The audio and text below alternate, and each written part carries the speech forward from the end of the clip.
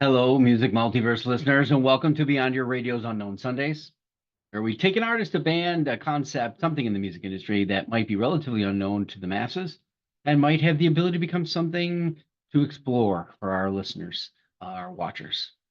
Please remember that this is an extension of our article section on beyondyourradio.com. So if you want the full detail written by me, it is there for you to explore as well. This Unknown Sunday, we feature an English band that sold nearly 1 million records worldwide, and you probably don't even know who they are, unless, of course, you're from the UK. Speaking of not knowing who we are, subscribe to our channel here and find out what we're all about. We've got these cool Unknown Sundays. We got Album for Today, which is almost every day, and we have panelist shows and all kinds of music discussions going on most of the time. And for those of you already subscribed and loving it, on with today's Unknown Sunday. So, Turin breaks. I said Turin breaks. I didn't know, what that meant at the time. I had no idea, but I just remember staring at their name on the download site. I think it was Audio Galaxy at the time. They were one of the first bands that I ever downloaded. And that was the album Ether Song. Wondering what kind of music causes a band to name themselves this way. Sure, it caught my eye, and I thought maybe they were a garage band of sorts. I mean, hell, come on. I thought maybe it was turning brakes. Shows you how much I know about car repair. I don't think you turn brakes. Surprise, they're not really a garage band. Also, the original band started as a duo, which isn't really or wasn't really the commonplace in the early 2000s, especially one bringing that much sound in an acoustic fashion.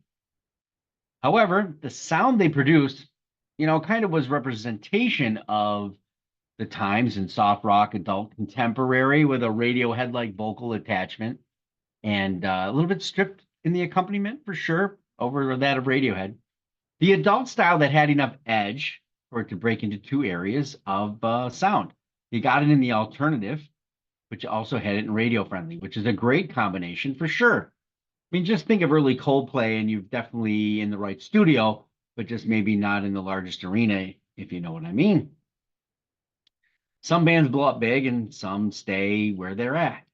And this is probably where we are with Turin Breaks. They are still around today, making similar strides and still keeping their formula, but challenging it with their life experiences throughout the music multiverse, no question.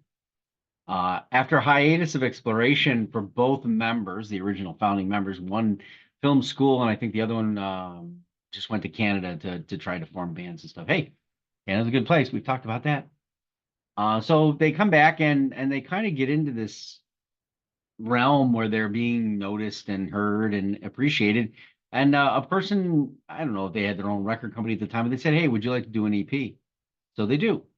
That EP by Anvil Records, which is still to this day recording artists that are mainly and predominantly independent.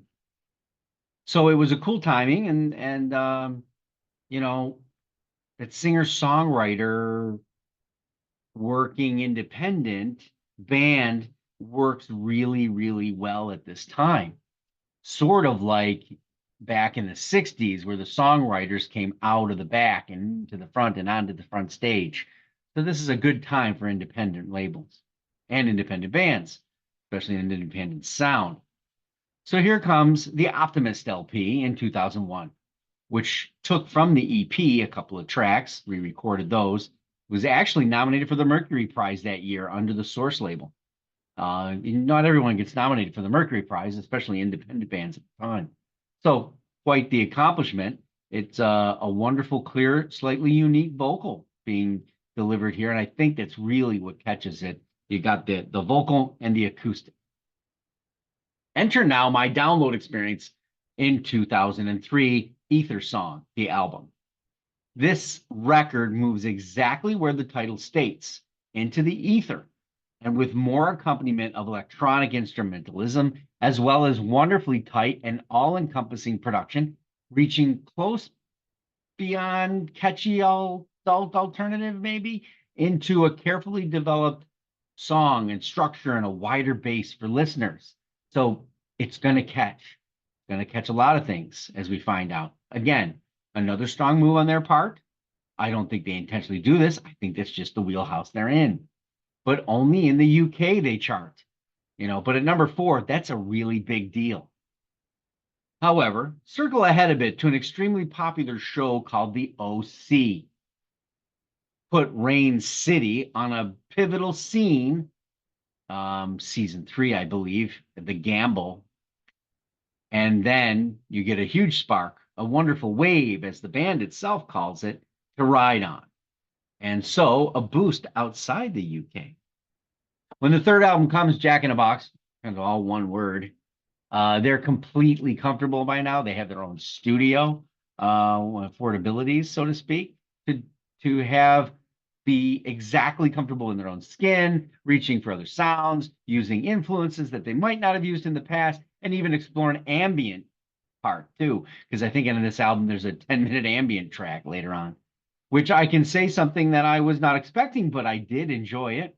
Apparently, there are a lot of bonus tracks with this particular record in the UK and even in the Japanese version, even though the album did not do as well. I think it reached like number 9. The departure, because it was a less electronic, maybe started to stun people a little bit. They were going back and forth, kind of. This was the new acoustic movement at the time going on. I had no idea where they lead in this new acoustic. I was more addicted to purchasing and trying to find new music and just swallow everything I could. I wasn't paying attention to the dichotomies of the music industry or rock and roll or acoustic movements. But the title track certainly gives a good explanation of their particular movements, if you will. So if you go to Jack in a Box, you get the idea. You ever been to Piedmont, northern Italy? I haven't. I was in Italy, but I didn't get there. Well, Turin is the capital. I would assume at this point that the band has had the opportunity to be there in Turin, and where the band's first namesake comes from. But the Breaks part is a place of fiction, according to the band at least. So they made up a fake place called Turin Breaks, as it sounds like an interesting place. And in hindsight, 9 studio albums later, equal number of extended play EPs and albums, some of those cover songs and some Napster and Spotify specials, and a Late Night Tales album, which not everybody gets to have. And those are especially cool in my listing here of CDs that I have. I love those albums. They're uniquely put together. A fictitious place with a sound that is all their own township, their own place, which they choose to share unabashedly with the music multiverse as the mayor, governors, and president of that particular town.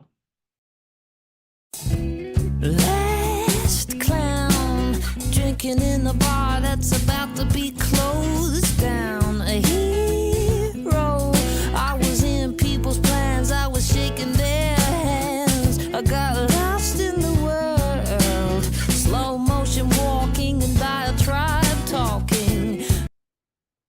While their sound still emulates from new acoustic movement for sure, the band and the music is wrapped wonderfully in all kinds of other sounds, from ambient, soul electronica to soul, not soul, but sonic surf, even a 70s harmonies here and there, but always back to the connected, easily understood vocal of Ollie. They are comfortable sound that you can rely on. It's safe, yeah, but a super good, cool safe, and a relatively unknown. Albums in my collection, kind of going to do this so that I list them all, but I do not have them all. So the first album, The Optimist, that's in 2001, I have that. Ether Song, 2003, I have that. Jack in a Box, 2005, I've got that one. Dark on Fire, 2007, I just got that one about a month and a half ago.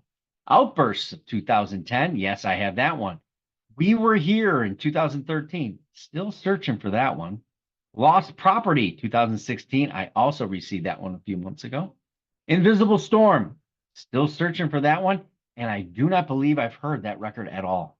And then recently in 2022, Wide-Eyed Nowhere, a good album. I've only heard it digitally. I do not have it. What did you think of Turin Breaks? Did you know them before today? Obviously, my UK connections over there. I'm sure you're going to hit me back and talk to me about this band. Certainly a wonderful one in my collection, often go back to from time to time. Again, just beautiful sound, new acoustic movement. Now you're going to remember that new acoustic movement. We're on the web at beyondyourradio.com, Facebook, Twitter, Instagram, and YouTube. Of course, articles, videos, podcasts. It's all about albums, artists, and bands, anything we can get our hands on. Go Beyond Your Radio with us, a real music appreciation channel. And until next time, happy listening.